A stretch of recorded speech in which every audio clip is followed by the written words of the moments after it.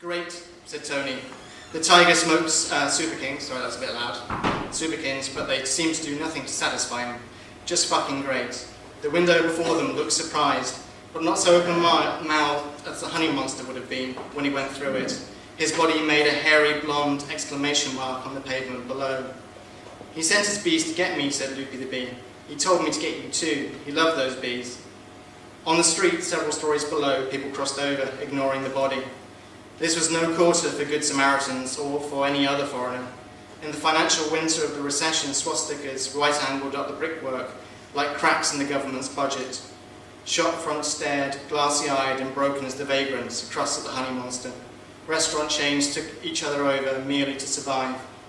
Pizza Hut was a burnt-out shell. Burger King was dead. Only McDonald's seemed as long-lived as ever. The economy had not so much double-dipped as drowned. But you were already here, Loopy said and twitched. His buzz sounded as though it had missed a beat. It would have taken more than one person to throw the honey monster out that window. He was big, big. It would have taken two. Loopy had a highly strung imagination. This put him at odds with being a worker bee. He saw himself catching the killer as Superman would. Yeah, it takes two, said Tony, especially to ruin his room like this. Tony's hood eclipsed his eyes. The tiger wore it whenever he wasn't filming. Fame and money had come hard to the tiger, he had once told Loopy.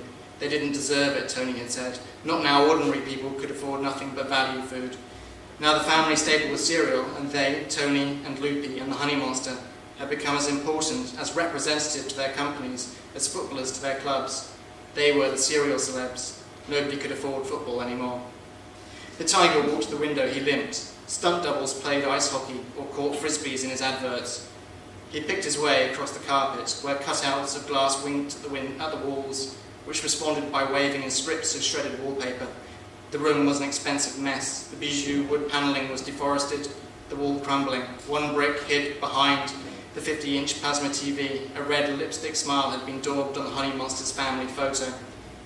Who do you think did it, Tony? Asked Loopy. The bee said he, but the bees must have meant they. Tony opened his lips, but didn't answer, flicking his Super King out of the window. It flared before the light disappeared as the stub fell. Like Icarus, we do it to ourselves, said Tony. He said this kind of thing a lot these days, and Loopy ignored him. Shame at the gap between Tony and the starving public ate at the tiger, gutting him from the inside to the out, until it was visible in his clothes, in his chain smoking, in his gait, even in his snarled grate. Loopy the bee, however, had bigger things on his mind, though they were shadowy. Two things. We've got to catch them, he said. Crackle's skateboard rattled across the mahogany boards, passing door after door of his lakeside home. Snap, Crackle and Pop had joined finances to buy the mansion and lived together along with fast cars, skunk and the occasional midget prostitute, the occasions being birthdays and advertising awards. As he rolled over the flooring, Crackle's bones rattled and not, he hoped, for the last time that night. Later he would hook up with his celebrity friend, Coco the Monkey, and ride the strip, windows down, playing Big Pimpin' by Jay-Z. He'd pick up some girls and drive with a manicured, pink-nailed hand massaging his lap, and a thick cushion under it so he could see over the wheel. Gonna get my bones jumped, thought Crackle, oh yeah. He rattled toward the stairs, humming Big Pimpin'. The lyrics aren't included for the reason given. Well, by the way, though, this is entirely libelous because of using characters, but... Wow, said Crackle, interrupting himself. Oh yeah, wow. He launched his skateboard onto the wooden banister of the main staircase, grinding the curve. Yeah, own the spot, man. He ran his hand through his blonde curls, yeah.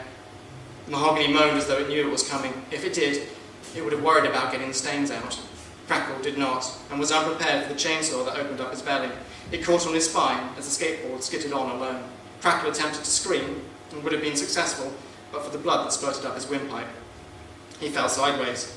Without the skateboard and dissected across the midriff, he was shorter than he recalled, and found himself staring up at a clown's face.